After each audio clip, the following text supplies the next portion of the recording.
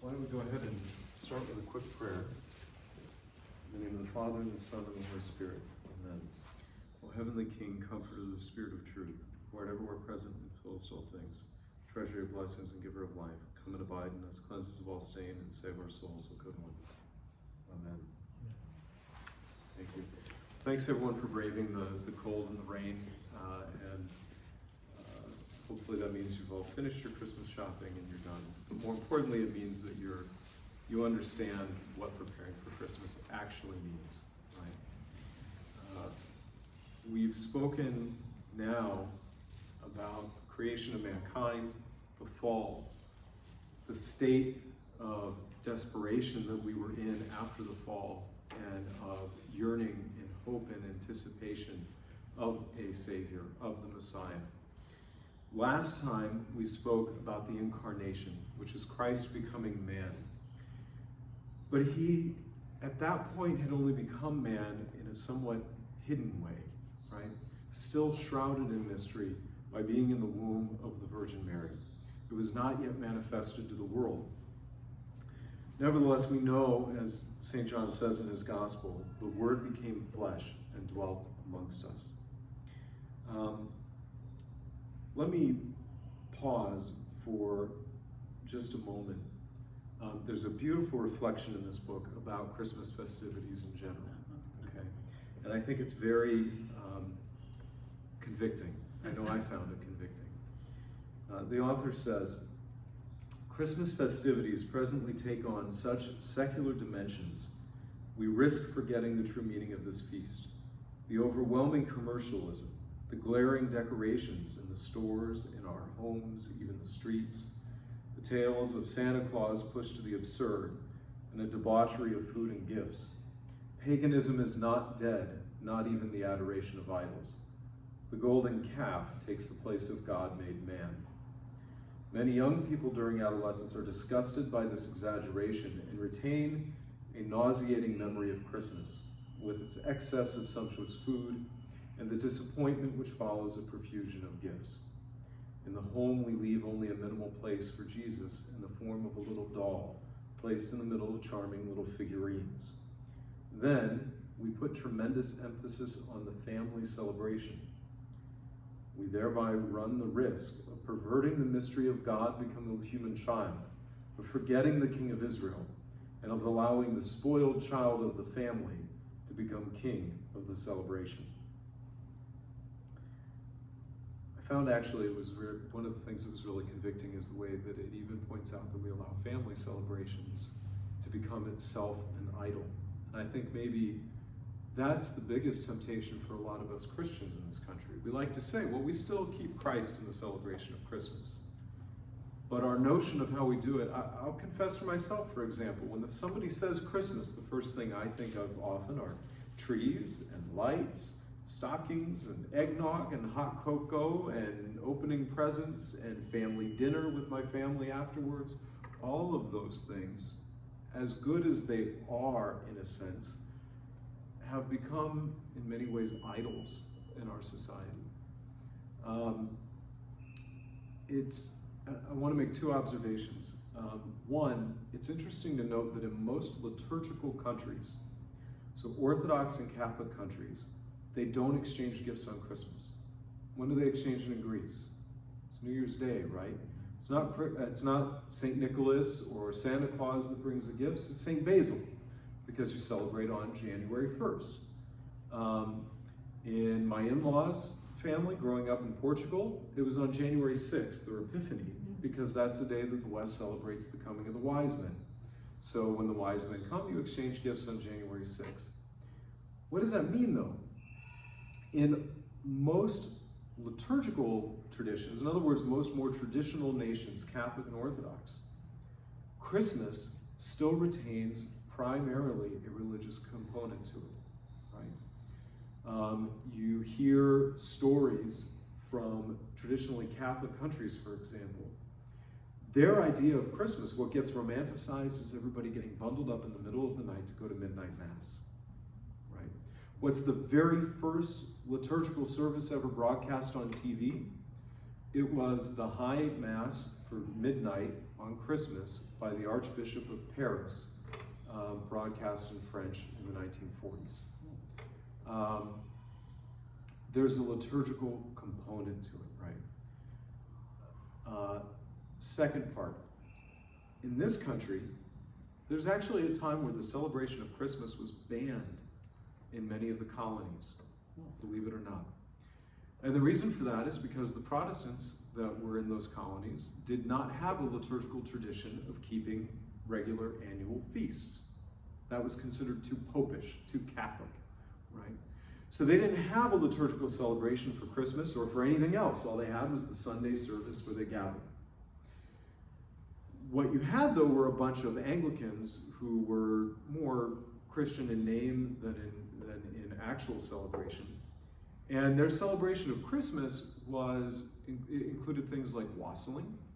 Here we come, a wassailing. That's not a nice thing.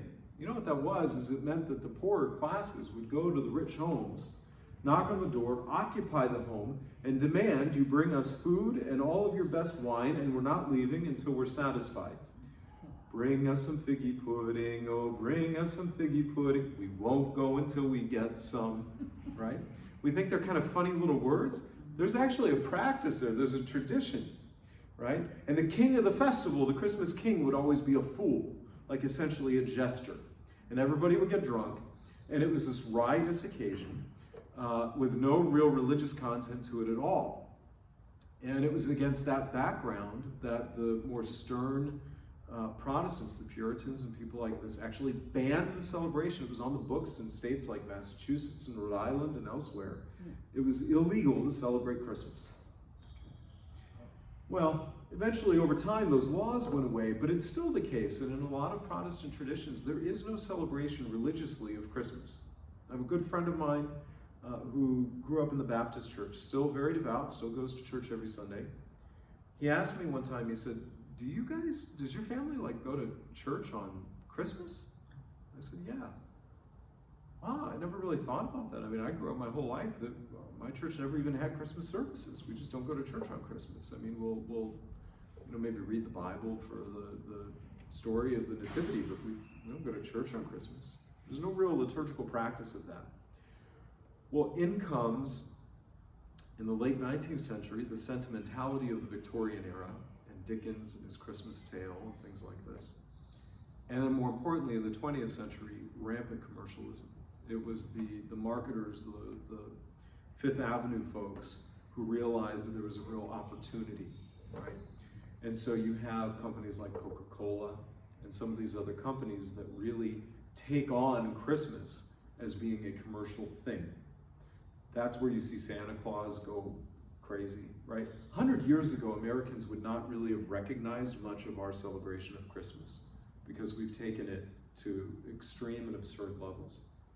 I say all of that to point out that I think we as Orthodox sometimes fall prey to allowing our own selves and our own view of Christmas to be shaped more by 20th century Fifth Avenue with a little dose of Victorian sentimentality and not a traditionally Orthodox mindset.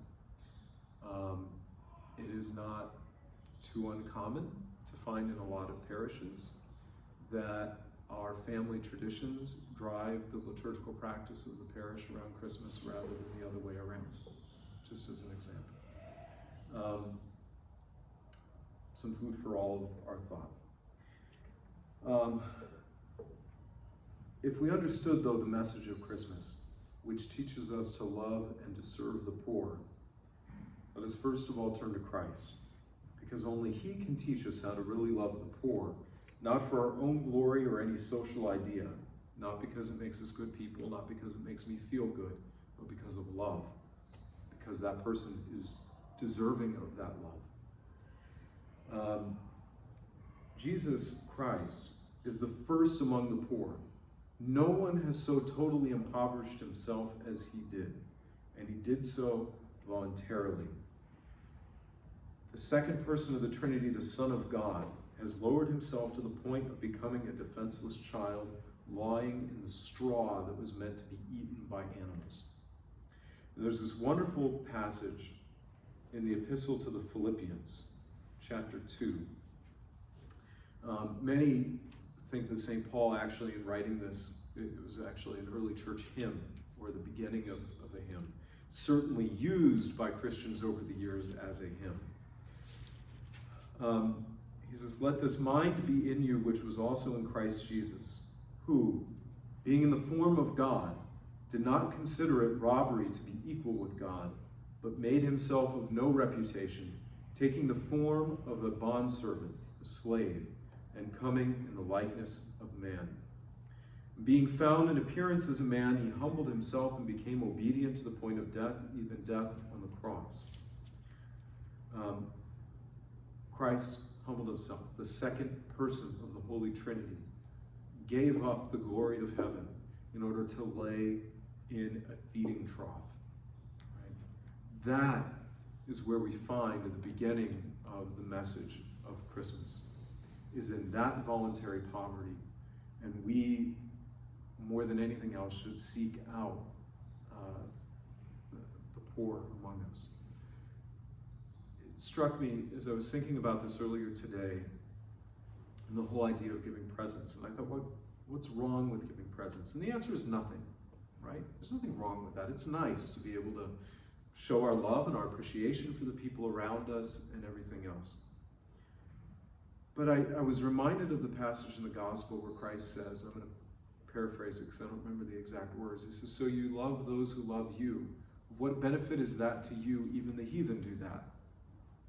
I say to you, love those who hate you. Bless those who persecute you." Right? Love our enemies as ourselves. It's good to give gifts to the people around us, the people that we love, and to show our appreciation for them. But if we are not also giving just as generously, if not more, to the poor around us, to those who are in need and impoverished, then we've missed the point. Right? And I know for myself, I can often be guilty of that. I think a lot of us fall into that as well. There's a wonderful line in one of the services around Christmas. This is from the Matin service. If you were to do the full Orthros like they do in the monasteries, we often don't actually sing these hymns in our churches, but in the monasteries and in certain other churches where they do the full service, they would be reading these. There's a line, "Christ our God, whom the Father begat from the womb before the morning star, has come, made flesh. He who holds the reins of the undefiled powers is laid in a manger of dumb beasts. He who looses the tangled cords of sin is wrapped in swaddling rags." This wonderful Greek paradox, right? That he who is God of the universe, the second person of the Holy Trinity, the Word of God by whom all was created, lays in a feeding trough, wrapped in swaddling clothes. In fact, it's of no coincidence that when you look at the icon of the Nativity, the swaddling clothes that you see him in both of these icons, look more like burial wrappings, right? He's already beginning to preface, so to speak, his death and the fact that he will be laid in a tomb, not just in a feeding trough. He's truly subjected himself as a slave, like St. Paul says, because what is his first act as a human being? It's to submit himself to the order of the Caesar, of an earthly power, to go and be counted. Right? The God of the universe, the King of kings and Lord of lords, his first act upon becoming man is to submit himself to the earthly power and go and be counted in the census. Truly an act of humility. And as soon as he gets there, what happens? No place to sleep. No place to sleep. He's rejected. Right? The stone which the builders rejected has become the cornerstone. Right? Again and again he's rejected. In fact, what happens even right after his birth, almost immediately after, what's the first thing he has to do? He's got to get out of town. Right? They have to flee into Egypt. right? He can't even stay. He, the king of Israel, the prophesied Messiah and king of Israel, the first thing he's got to do is leave Israel and go back into Egypt, where the Israelites were formerly enslaved. Right? That's his almost immediately after birth. Another hymn to this effect from the Matin service. Obedient to the decree of Caesar, you were enrolled among his servants, O Christ, and you have set us free who were servants of the enemy and of sin. Sharing wholly in our poverty, you have made our clay godlike through your union and participation in it. Right? This magnificent paradox in his humility and his coming down to earth. It is true, as we often hymn in our various carols and say, Christmas is also the message of peace. We see that, right? We're familiar maybe in World War I, the fact that there was the great truce and ceasefire on Christmas Day, right?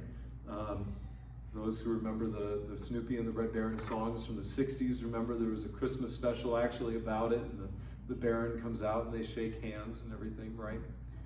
This is all about the World War I ceasefire. And it's happened in many other wars over the centuries, that on Christmas there'll be a ceasefire. But the peace that Christ comes to provide as the God of mercy and the Prince of Peace, what does Isaiah say? Of his peace there will be no end. Right? His kingdom does not fall apart like all other kingdoms, or reigns, or governments, or dictatorships. Right? Instead, and by the way, where is that kingdom? Right? What does Christ actually come and preach in the gospel? The kingdom of heaven is within you. That kingdom reigns. That kingdom of peace, that kingdom of mercy reigns in our hearts forever. We hear the exclamation of the angels on Christmas, right? Glory to God in the highest, and on earth peace, goodwill among men. The peace comes in that reconciliation between God and men. I was reminded as I was reading this of the wonderful teachings of Saint Seraphim of Sarov, one of the most beloved Russian saints, who, if you've never had an opportunity to read about him, read his life, it is one of the most beautiful, beautiful saint stories. There's a reason so many people love him so much. You can find many of his teachings and his lives online. It's very easy to find. He's a very beloved saint. There's a beautiful OCA cathedral in Santa Rosa named after him. They celebrate their feast actually on January 2nd. So if you ever wanted to make a little pilgrimage to start your new year off, go up for liturgy there on January 2nd. It's glorious. The bishop's usually there. They're chanting. It's just beautiful. In any event, Saint Seraphim, though, is a much beloved saint. And he talks often about acquiring the Holy Spirit. He says, in fact, the entire Christian life is about the acquisition of the Holy Spirit in our life. And what he says specifically is, my joy, he says to another monk. He often would greet people with these wonderful terms of endearment. My joy, your godliness, he would call people. And other wonderful, beautiful terms of endearment. He says, my joy, I beg you, acquire the spirit of peace. That means to bring oneself to such a state that our spirit will not be disturbed by anything. We must become like a dead man, absolutely deaf and blind during any sorrow, calumny, accusation, or persecution, which inevitably come to all those who wish to follow the saving path of Christ. One must go through many sorrows to enter the kingdom of heaven. In comparison, this is the way all righteous men were saved and inherited the heavenly kingdom. In comparison to this, all the glory of the world is nothing. He goes on elsewhere.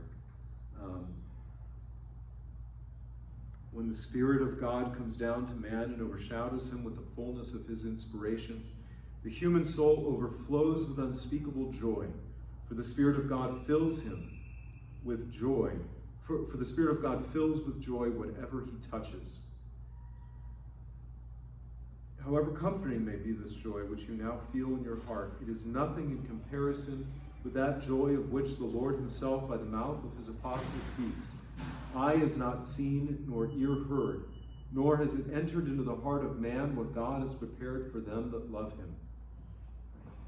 Glory to God in the highest, and on earth peace to men of good will. Right? That joy of the Holy Spirit that comes to us, that peace, that spirit of peace, is overflowing. That is ultimately the message of Christmas, right? That's the message of Christ's birth and his coming to earth. Let's look then, as we talk about this, understanding that that is this message. That is what Christ is conveying to us. Let's look a little bit at the icon itself, because there's some fascinating things that it reveals to us about this story.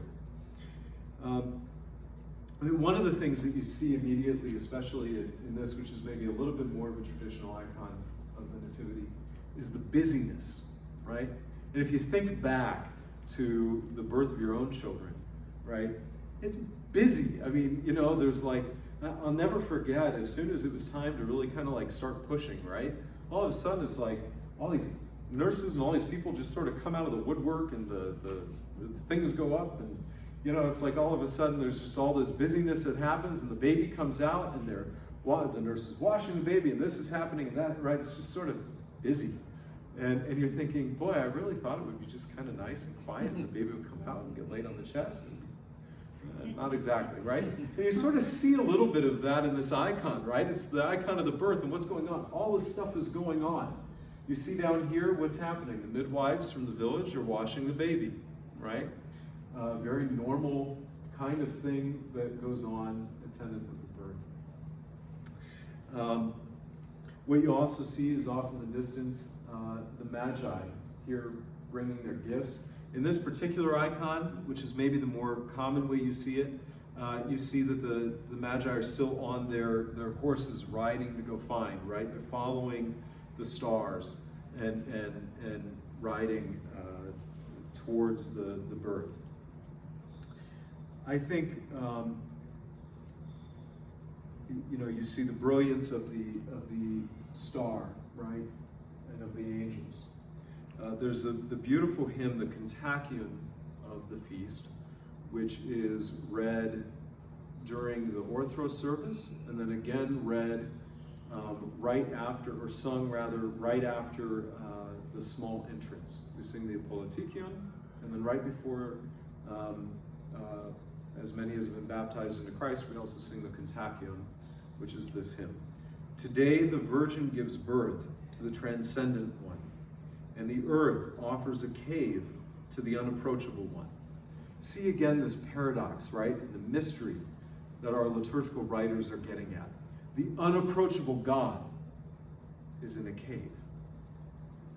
Angels with shepherds glorify him, right? He receives the worship of the heavenly angels, but also these poor, probably dirty shepherds. They smell like their sheep and their sheep dogs, right? They sleep with their animals. They're dirty and smelly and stinky, right? And yet God accepts with the glorification of both the angels and the shepherds, right? The wise men journey with the star, since for our sake the eternal God was born as a little child. It's a beautiful hymn written by St. Romanos the Melodist, who's one of the most famous liturgical writers in our church. And you see actually the inspiration, right, in the icon, the same inspiration that you see in our liturgical hymns. There's a harmony between our iconography, our liturgical hymns, and ultimately in the gospel passage itself from Luke and Matthew, which are joined together in the iconography and the liturgical hymns.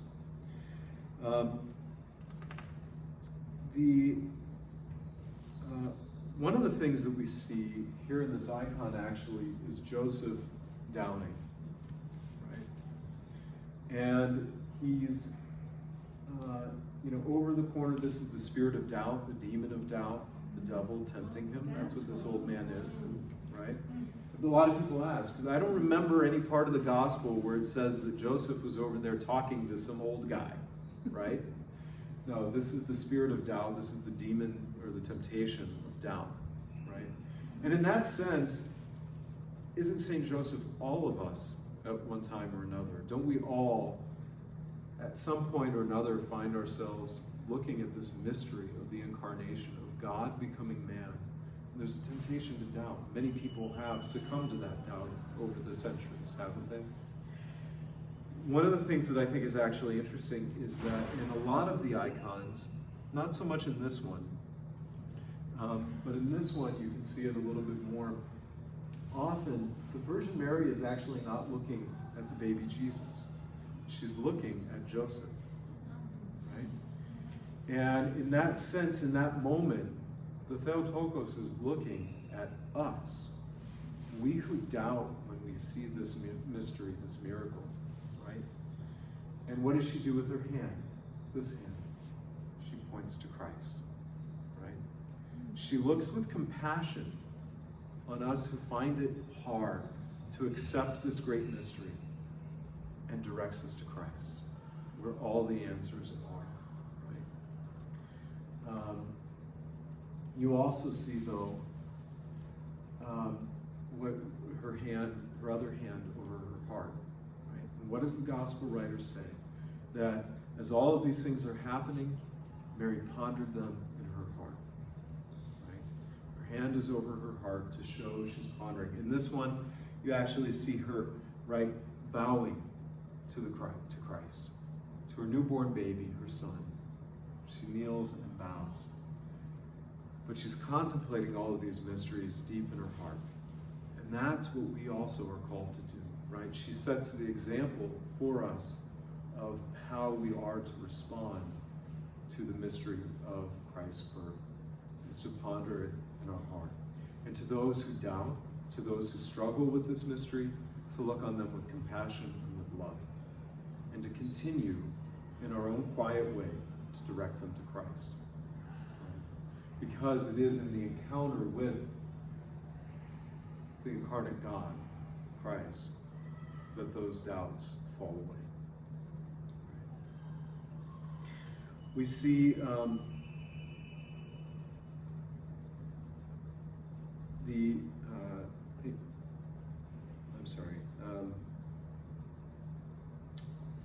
so when you read the Gospel of Matthew, in the story of the birth of Christ, it very quickly goes from Joseph's doubts about the birth of Christ to the visit of the wise men. It passes pretty quickly in the Gospel of Matthew to that. And we see, like I said, the wise men depicted in a couple of different ways. Here, galloping on their horses toward Christ. Here, we see them actually beginning to present their gifts. And, it's fascinating, right? These were pagans. These were pagans who nevertheless had the sensitivity of heart to recognize the great event that was coming.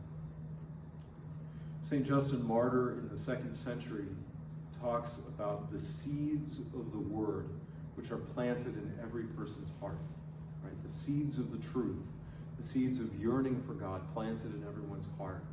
And we see that in the wise men. The hymn of Christmas, actually, the Politicium, actually refers specifically to them, and I'll play it for you and then read it as well.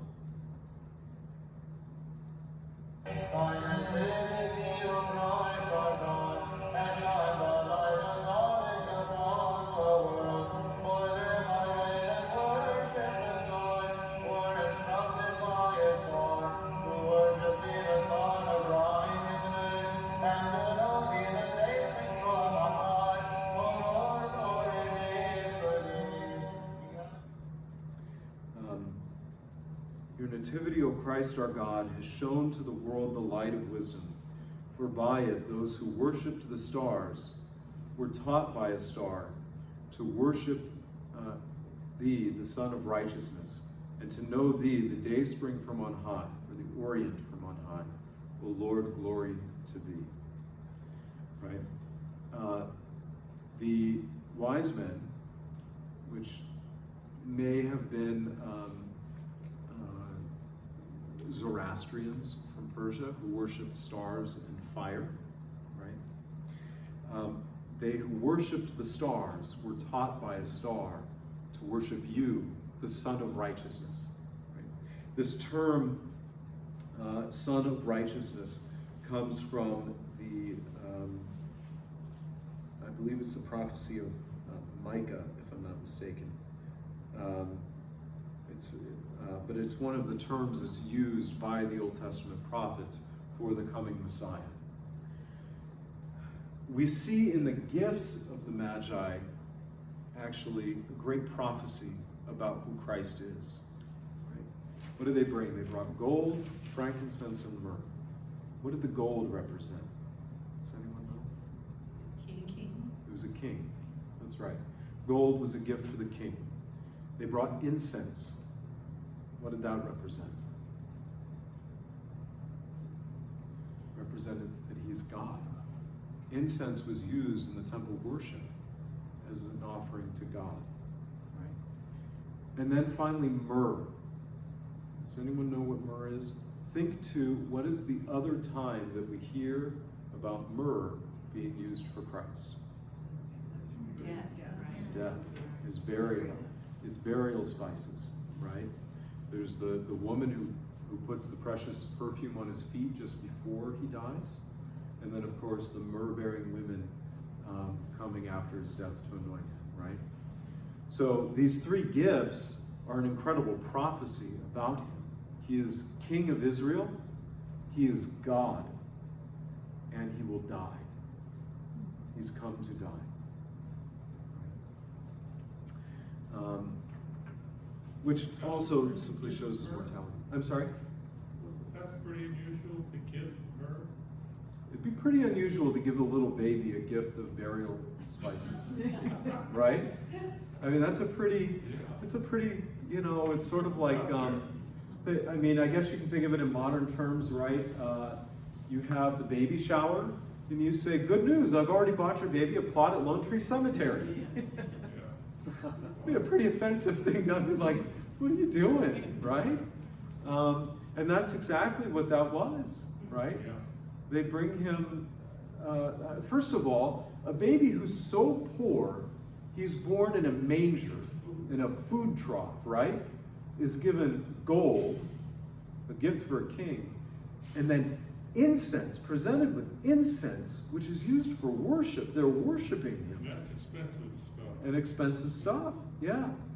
And then you add to it burial spices, myrrh. I mean, it's an incredible thing that we sort of pass over, right?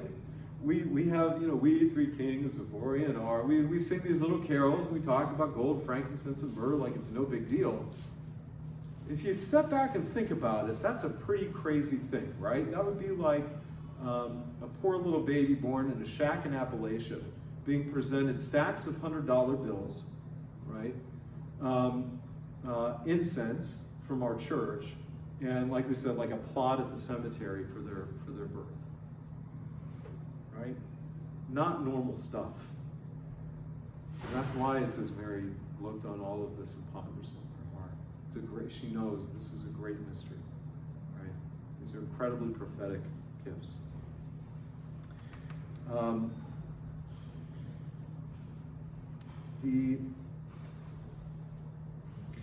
One of the things that the author here makes the point of that I think is actually really a beautiful thing when you really think about it. And this goes back to simplicity and poverty of spirit, right?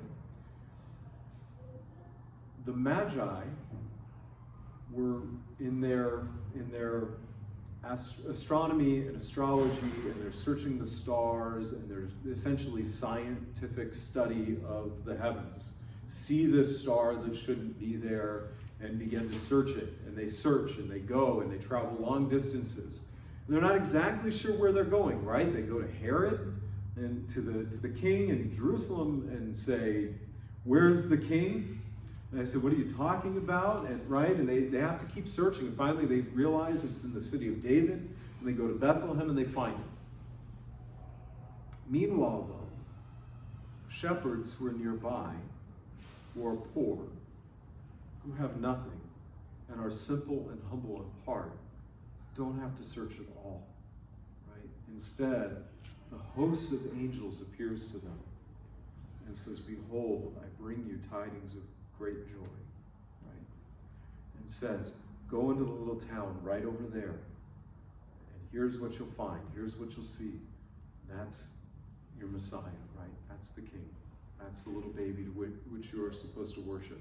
And the angels actually show the worship that they're to give. Glory to God in the highest, and on earth peace, goodwill to all, right?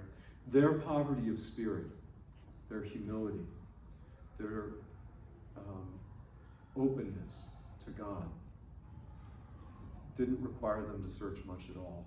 God reveals himself in their humility, in their poverty of spirit, right? And I think that that's an important lesson for us. We can get sophisticated. We may or may not find our way, right? Even if we do find our way, we're probably going to need some help along the way, like the Magi did. Or as we humble ourselves and empty ourselves and acquire that poverty of spirit, God reveals himself to us. Right? We know Christ is born in Bethlehem, which is the city of David. He is the son of David, the King of Israel, the anointed one, the Messiah. Right? That's what Messiah means, the anointed one. That was how, I don't know if you remember in the Old Testament, first with Saul and then with David, right? The way that we knew, according to the prophet Samuel, that they were going to be the king is they were anointed with oil, right? You pour out oil on their head. But they knew that there was the coming king of David, David's son, rather, Davidic king, the true anointed one, who would be the Messiah and the hope of all Israel.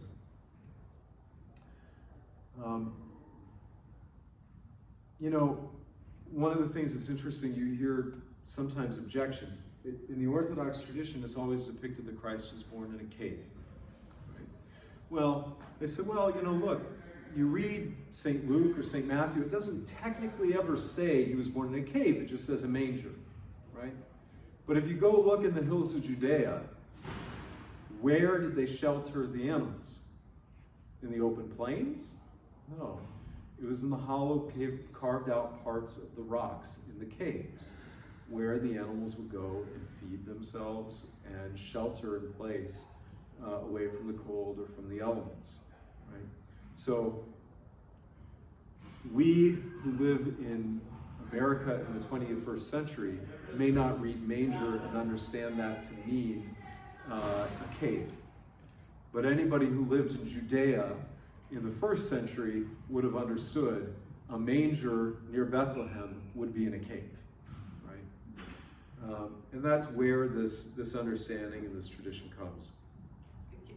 So it wouldn't be like a lot of times it's depicted sort of in a barn, say, in Right. I don't know, in Gotta Christmas tell cards. Walmart, they're Yeah. wrong all Right, these years. right, Yeah. right. And you know, and to some extent that actually comes out of a lot of like Italian art and so on. Yeah. And in some ways it's probably an adaptation of the story to what people in a particular place or time would understand and recognize. And so in a sense, maybe in a certain spirit of it, we might resonate more with the notion of a barn, right? But historically, that's not how it would have been. There were no barns in the hills of Judea and Bethlehem at that time, right? And in a sense, the fact of it being in a cave actually has a very important point to be made. And I'm glad you brought it up, right? In a sense, doesn't the dark of the cave ends up becoming kind of the focal point of the entire icon? I think you see it even more in this one here. The focal point, the darkness of that cave draws you in, right? And yet, out of that cave gleams light. In fact, light himself, the light of the world, Christ. Right? When Adam was created, he was created out of earth. Right? When the second Adam comes, he comes as if from out of the earth in a cave. We talked about this in one of the earlier talks, that Adam was the first man. Christ is the new Adam, to recreate all of humanity. Right? And so in a sense, in the same way that Adam was created out of the earth, Christ comes as almost out of the depths of the earth from a cave, right? Showing his full humanity. In the same way that Adam comes from the earth, Christ comes as if from out of the earth. In fact, St. Paul writes in 1 Corinthians 15, "The first man was from earth, a man of dust. The second man is from heaven. Just as we have borne the image of the man of dust, we shall also bear the image of the man of heaven." Christ reconciles both. He is the new Adam, the new man. It's important to note as well, for example, in some of the icons, right, like this one in particular, you see the ox and the cattle and the donkey, right, the ox and the ass, right? We sing about it in a way in a manger and some of the other carols that we sing. There's no reference in Luke or Matthew to a donkey or cows being there, technically, right? But it was a manger, so that sort of presumes that maybe animals were there, right? You don't have a feeding trough without something it's feeding. But it's also a reference actually to one of the prophecies of Isaiah in the very first chapter. The ox knows its master, and the ass its master's crib. But Israel does not know, my people does not understand. This is put there to specifically show, as much as we all doubt and didn't know and didn't recognize who this baby was, the cows and the donkeys did. And when we close ourselves off and become so wrapped up in whatever we're doing and in our own endeavors and in ourselves, ultimately, right, we miss Christ right in front of us still to this day. And we become dumber than an ox or an ass, right? They recognized Christ when he was there in front of them, and we often don't.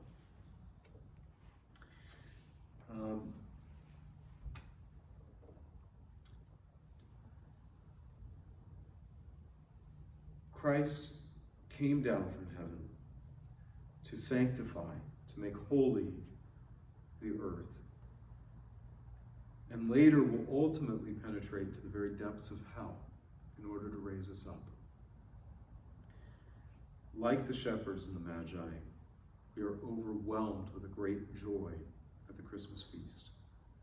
Nothing can deprive us of this joy, for God is with us. That is that name, Emmanuel. Right? And I'll come back to that to finish off the talk, but I thought, why don't I pause here and take any questions anyone has, any comments, insights, Shirley? What does the Orthodox Church have to teach or share with us regarding the difference in timing here of the visit of the Magi? I have my human side is saying, wait a minute, they're going to go and stay in this cave for 2 years while these three wise men are wandering around, and this cave didn't belong to them, and Right. you know, so Right. you know, what does it teach about? Because there is definitely a difference in time astrologically, and I think it was up to like 2 years difference in time. Yeah, and we see that to some extent, right? The slaughter of the holy innocents Yes. by Herod, right? Right. He says all of the children under the age of 2, Yes. right? So we know that there's a period of time there. may not have stayed necessarily in the cave the entire time. They may have at some point found lodging. I don't think the Orthodox Church really gets into that very much. Okay. There's, at least not that I've seen, there might be some references in, there's an early church book called the Proto-Evangelion of James, which is not gospel. It's one of the pseudo-gospels, but some of the traditions about the early life of Christ and even about the early life of the Virgin Mary, you do find in our liturgical practice, in our liturgical hymns. I don't know, quite frankly, what he says about that in that work. I think what I would say is the Orthodox Church is very good about not being concerned about that, in a sense. In the way that, what do we say about the hymn for Christmas, right, is, or rather the Cantacuzene is the one I was thinking of. Today, the Virgin gives birth to the Transcendent One. And the earth offers a cave to the Unapproachable One. It sees everything in the eternal present. All of these mysteries in the eternal present, right? Because it's made new again in every Christian's heart.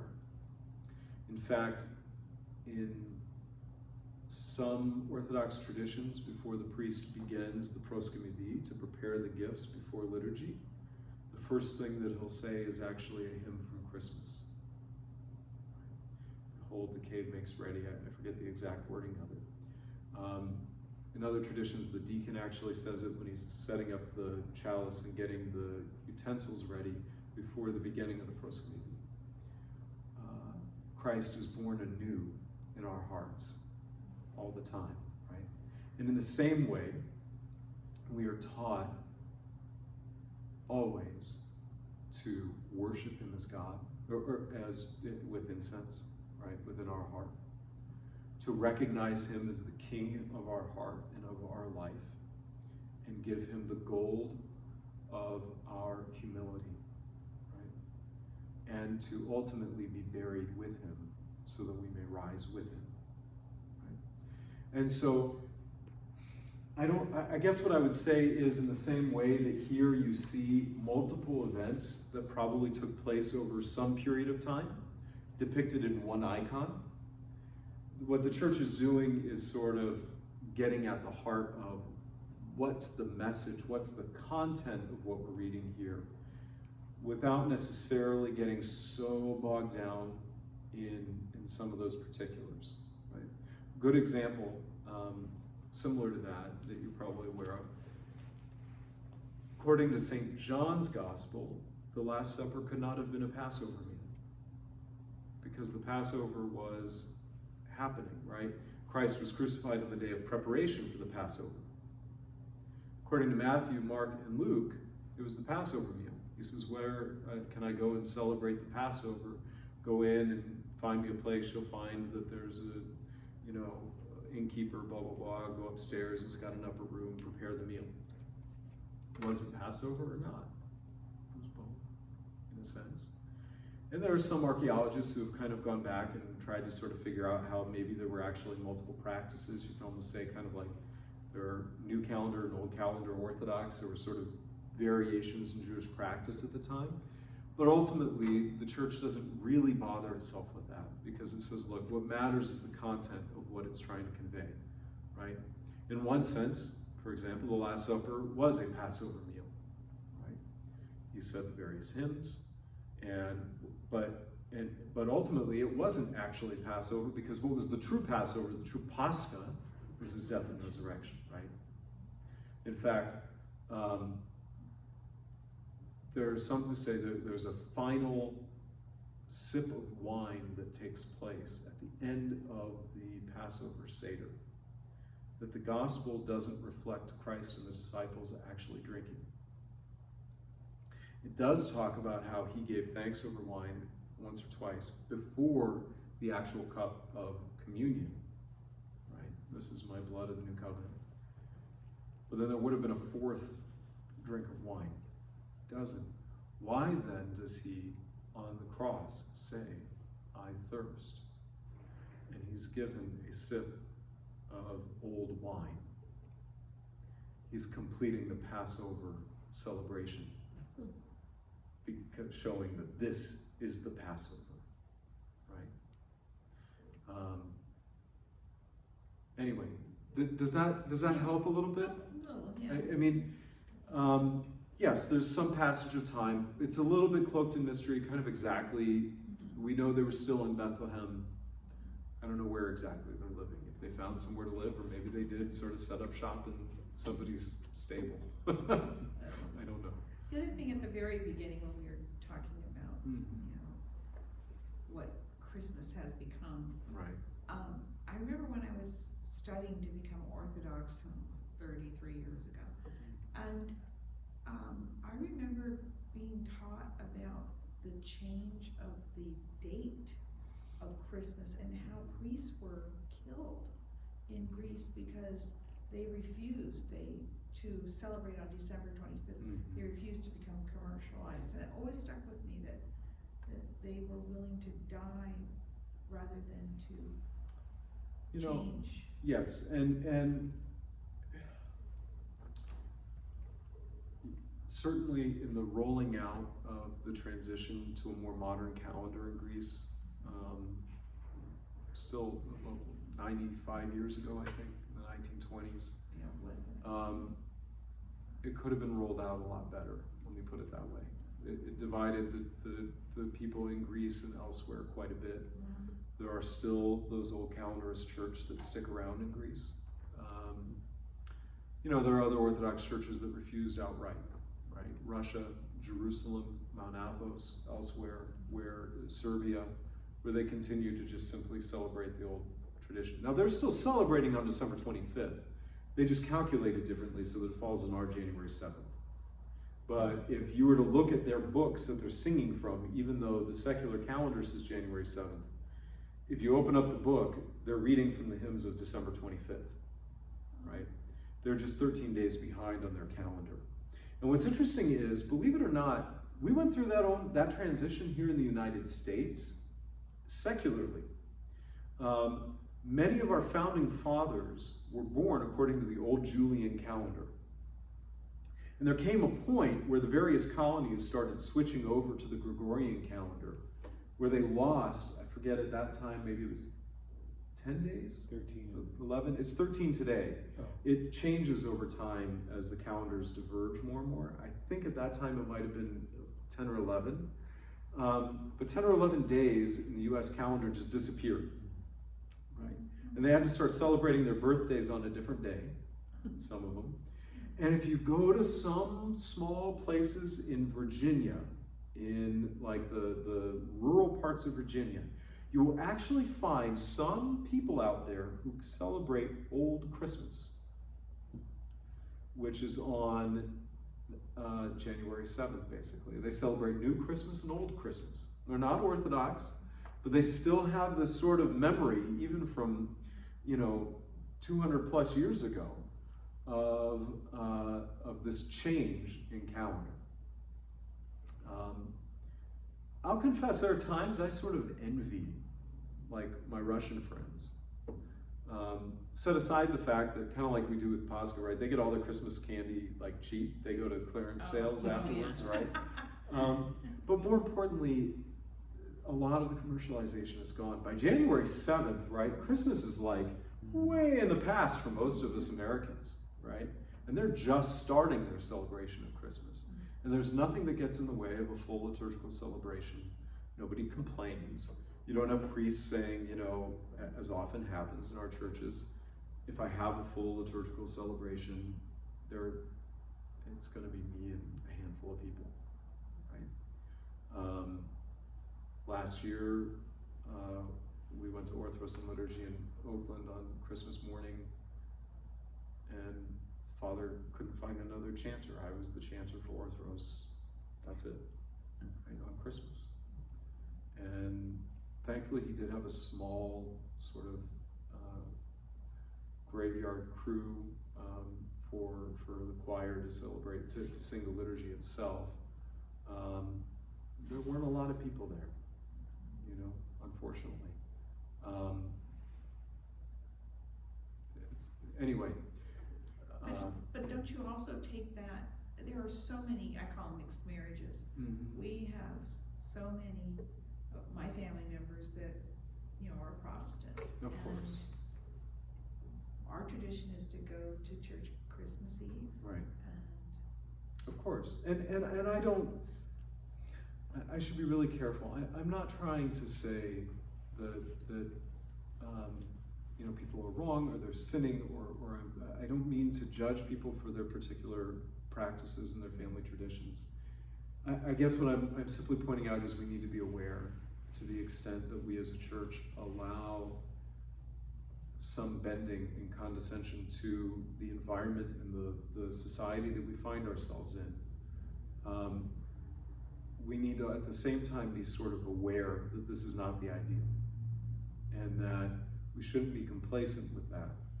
But as we can, over the years and generations, through education and teaching, through offering, get back to the way that Orthodox Christians have celebrated Christmas from the beginning, right?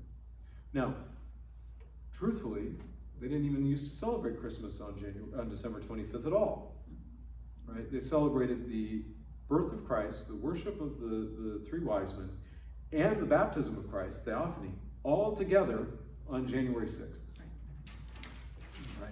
And what happened is, over the years, those got split up into multiple celebrations. So in the Byzantine East, meaning the Orthodox Church, it got divided up where the birth and the worship of the Magi are December 25th, and the baptism is on January 6th, right?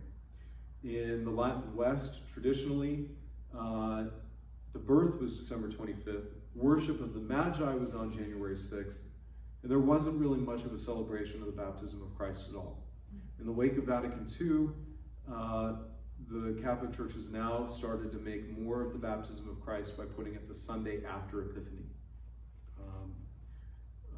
So anyway, these feasts, and I'm trying to remember now, I think the Armenians maybe still celebrate all the feasts together on January 6th. I don't recall that. I want to say the Armenians have a different way of breaking up the feasts a little bit. In any event, right? It was historically, in the Orthodox world, a liturgical and religious feast. And for many of us, thank God, we do come to liturgy whenever it's offered, whether it's Christmas Eve or Christmas morning, and that's wonderful.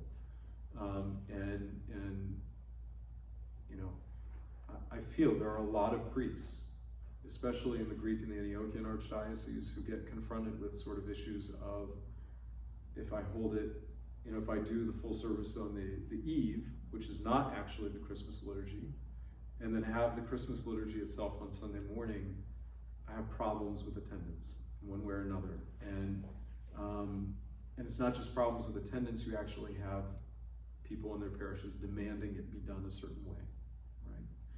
And, you know, I guess my only point is we need to be aware that the way that we're doing it in the U.S.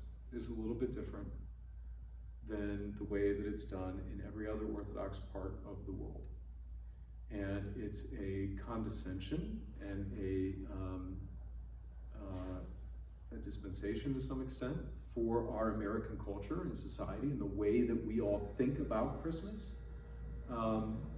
And that's okay, but we need to have some awareness of the fact that it is not the ideal, right? And we all need to be aware of how we experience Christmas and guard.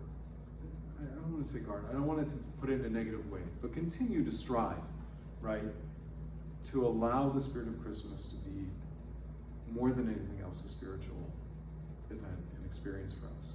That's not to say that having meals with our families are not important, right? Every Orthodox tradition has big celebrations on Christmas. There's a reason then that we don't fast for another 12 days, right? Until the eve of Theophany. I mean, there's a reason. We celebrate, we feast. It's great. It's wonderful, whether it's ham or goose or lamb or whatever else it is that you eat and you celebrate, and that absolutely it should be celebrated, right? But the celebration begins here. And the celebration begins by worshiping God. The celebration begins by receiving communion. I wonder if part of it is, in America, we've got everything flipped. In that we celebrate Christmas starting Thanksgiving, and now it's really starting like what, the day after Halloween, right? November 1st, we're already like starting to celebrate Christmas. By the time we get to Christmas itself, we're exhausted, we're tired of celebrating Christmas, right? It's like, man, can we just like get on and we'll sing Auld Lang Syne and start with New Year's and just be done, right? We're done, tired of celebrating. I've already put on 5 pounds with all the cookies and it's, right? That's not the Orthodox approach at all, right? We start fasting on November 15th. We fast for 40 days. Hopefully we go to confession. We're praying more. In some very active and pious places in Greece, you see priests that will do 40 liturgies leading up to Christmas. I think Father Photios did that a couple of times here, right? 40 straight days of liturgies in preparation for Christmas. I know Father Tom does that periodically in Oakland as well. It's a time of spiritual preparation. I'm sorry? Oh. I was just going to say, they do 40 straight liturgies and it's every day for 40 days. Every day for 40 days. During the fast, as they're fasting, right? In the Catholic tradition where I was raised, right, you have Advent. You do not sing Christmas songs in Advent. You sing Advent songs. Come thou long expected Jesus, O come Emmanuel, on Jordan's banks, and other hymns that are Advent songs, expectant songs, waiting songs, right? And then you start singing Christmas songs, Christmas hymns, Christmas carols on Christmas Eve. You know, the priest is wearing purple for most of Advent, right? Just like you would during Lent in the Catholic tradition. So when Christmas comes and you get to finally sing like Hark the Herald Angels Sing or whatever, it's great, it's fun, it's finally celebrating, and you want to keep celebrating for multiple days, right? If you're fasting for 40 days, then the fact that on Christmas you get to feast and you celebrate and you experience it and you actually go fast-free longer after Christmas than even after Pascha, right? Like, this is really, we get to celebrate, we get to rejoice. And then you cap that off by an actually even bigger religious feast, liturgical feast of Theophany and the blessing of the waters, right? Interestingly, Christmas and Theophany have the same liturgical structure as Pascha. You have royal hours on the weekday before the celebration. So either Christmas Eve or like this year, Theophany comes on Monday. And so the royal hours will be celebrated on Friday.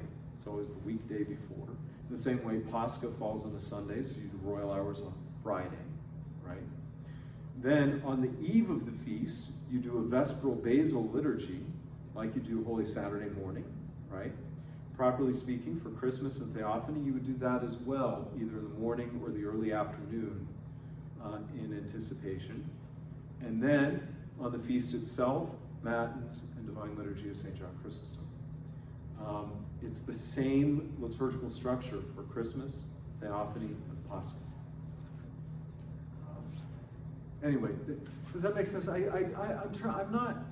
I know this comes across more harsh, probably, and judgmental than I mean it to be. My only point is that we're all American.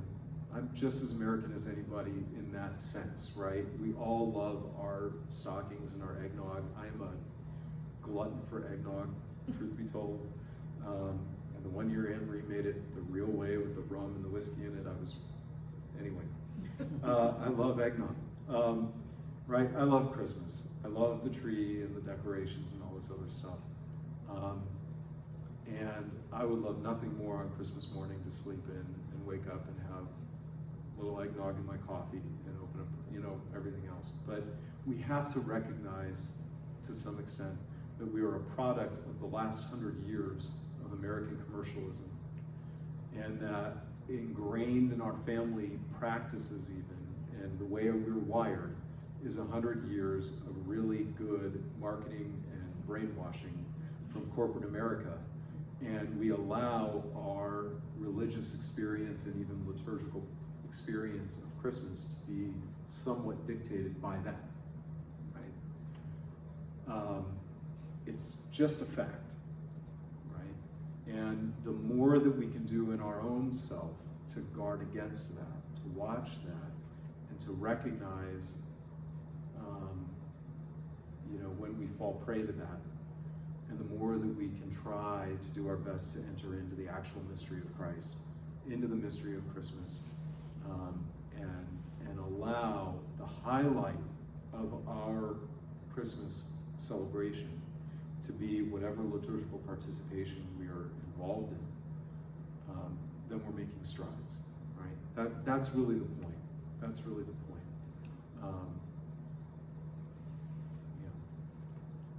I went on a pilgrimage, so we did go to Bethlehem. Awesome. We did go to a church and Right. went down into this cave, Right. but is that just historical that, okay, this looks like a cave that he may have been born in? And I don't know all the history. I mean, I suspect that the earliest Christians there would have been able to talk to people and say, remember when that family lived there for a couple of years, okay. right? And they had a little baby that was born in a cave. What cave was that? Okay. Right? Where are you talking about? Yeah. Right? Yeah, I mean, There's no yeah. grass plot. What's that? Yeah, right, exactly. I mean, realistically, it's probably something you would remember, right? The little family that was kind of weird, and they came from out of nowhere, and they ended up living in a cave for a little while, right? There are probably people to talk to, right? Now, and there may be more to it, right? The example is the Church of the Holy Sepulchre with the tomb of Christ was very different, right? By that point, that had been Right. paved over. The Romans had changed that whole part of the city, and it was, ultimately St. Helen gets the inspiration to dig here. They find the cross. There's a couple of them, they're not sure which one it is. They lay it on the dead man, and he rises from the dead, and they say that's Christ's cross, right?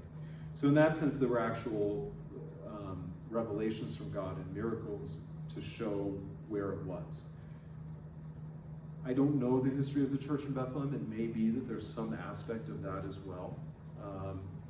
But I don't think it's too much of a stretch to think that the earliest Christians could have figured out where this was.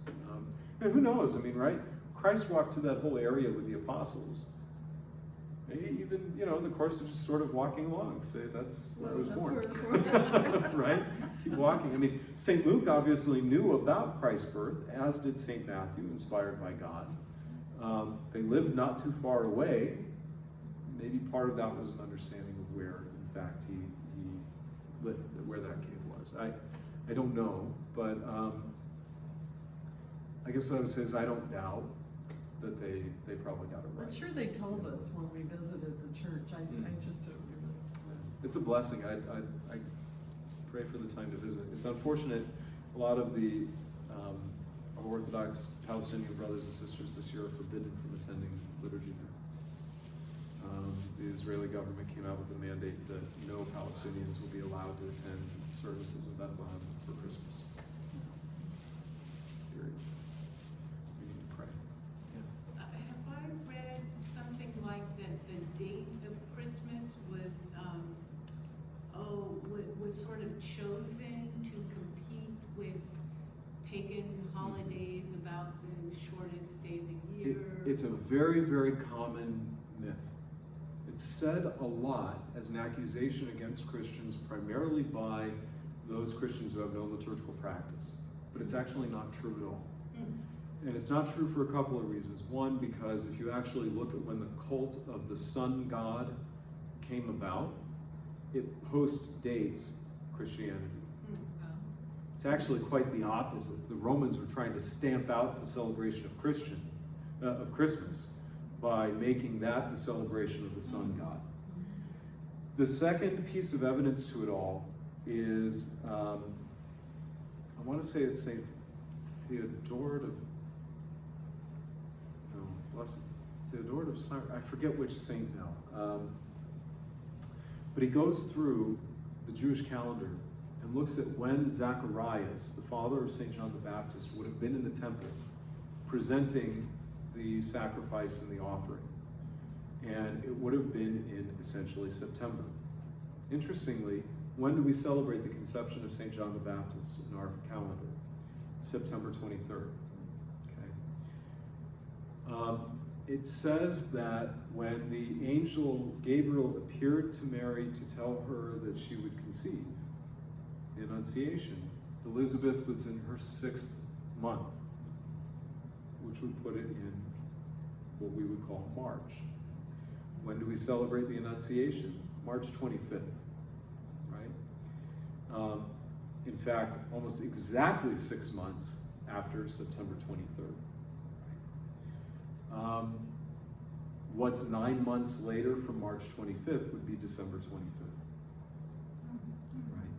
In the same way that the birth of St. John the Baptist is celebrated on June 24th, 9 months after September 23rd. Interestingly, with the saints that we celebrate their conception and birth, which is St. John the Baptist and the Virgin Mary, their conception and birth is 1 day short or 1 day more than 9 months. Right? So you have September 23rd conception, birth, June 24th. Virgin Mary conceived, we celebrate December 9th, born September 8th, 1 day short of 9 full months. Christ, the perfect human being, 9 months exactly, right? Which is more than anything else to this symbolic that he is the fullness of humanity and the completion of humanity and fully human. But those dates actually work out with the Jewish calendar and what the gospel tells us about how this happened. So you're absolutely right, Casey. People say that all the time, right? Christmas was just a way to sort of supplant the worship of the sun god, but it's actually kind of the opposite. But you see some reference to that, don't you? Sort of in a, I don't know what the right way to put this would be, sort of a way to cast down the falseness of the worship of the sun in the Apolatikion of the feast, which comes some centuries later, right? Your nativity, O Christ our God, has shown to the world the light of wisdom. For by it those who worshipped the stars were taught by a star to worship thee, the Son of Righteousness. Right? It's he, Christ, the true Son, right? The true light of the earth, puts away the worship of stars and sun and planets and all these other things. So in that, is that spelled S-U-N or S-O-N? It is spelled S-U-N. S-U-N, but it also could be S-O-O-N. S-O-N, right. Of course, I mean, we're the only language where that's a double, that, right? yeah. Ios versus what, Ilios, right? I mean, so, but Son of Righteousness, S-U-N, is an ancient Hebrew term for the Messiah. So it's a reference to the Hebrew prophecies about Christ. Any other questions? Any more questions? And we'll finish with prayer. So one of my favorite hymns is actually an extended meditation on this. Right? We say, Emmanuel, God with us. That's not an arbitrary statement in the gospel. It's actually a reference to the prophecy of Isaiah, right? Isaiah chapter 8, where it says, God is with us. Know this, you nations or Gentiles, and submit yourselves. And we actually end up then taking that prophecy and we turn it into a hymn that we sing at Great Compline during Lent, right? And on certain other types of of vigils. And it's one of my absolute favorite hymns, right? In Greek, Methimonotheos. And so what I thought is that we would finish. The words are up here. All you have to sing in response is "For God is with us." But let's all sing this together as our closing prayer. Why don't we stand and we can finish with this. God is with us, know it, you nations, and be submissive. For God is with us. Hear it to the ends of the earth. For God is with us. You mighty shall be defeated, for God is with us. Even if you should prevail again, you will be defeated, for God is with us. Whatever plan you conceive, the Lord will destroy, for God is with us. Whatever word you shall speak shall not abide among you, for God is with us. Your terror we shall never fear, nor be disturbed by it, for God is with us. The Lord our God, him shall we bless, and only him do we fear, for God is with us. And if I trust in him, it shall be a blessing to me, for God is with us.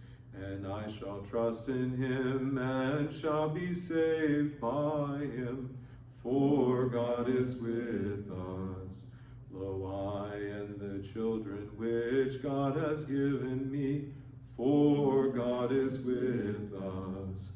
The people that walked in darkness saw a great light, for God is with us. Upon us who dwell in the land of the shadow of death, the light shall shine, for God is with us. For a child was born unto us, a son and was given to us, for God is with us, whose government is upon his shoulder, for God is with us. And of his peace there shall be no boundary, for God is with us. And his name shall be called Messenger of the Divine Will, for God is with us. Wonderful Counselor, for God is with us. Mighty God, Master, Prince of Peace, for God is with us. Father of the age to come, for God is with us. Glory to the Father and the Son and to the Holy Spirit, for God is with us, now and ever, and to the ages of ages. Amen. For God is with us. God is with us. Know it, you nations, and be submissive, for God is with us. In the name of the Father, and the Son, and the Holy Spirit. Amen. Thanks, everyone. Thank you. Thank you.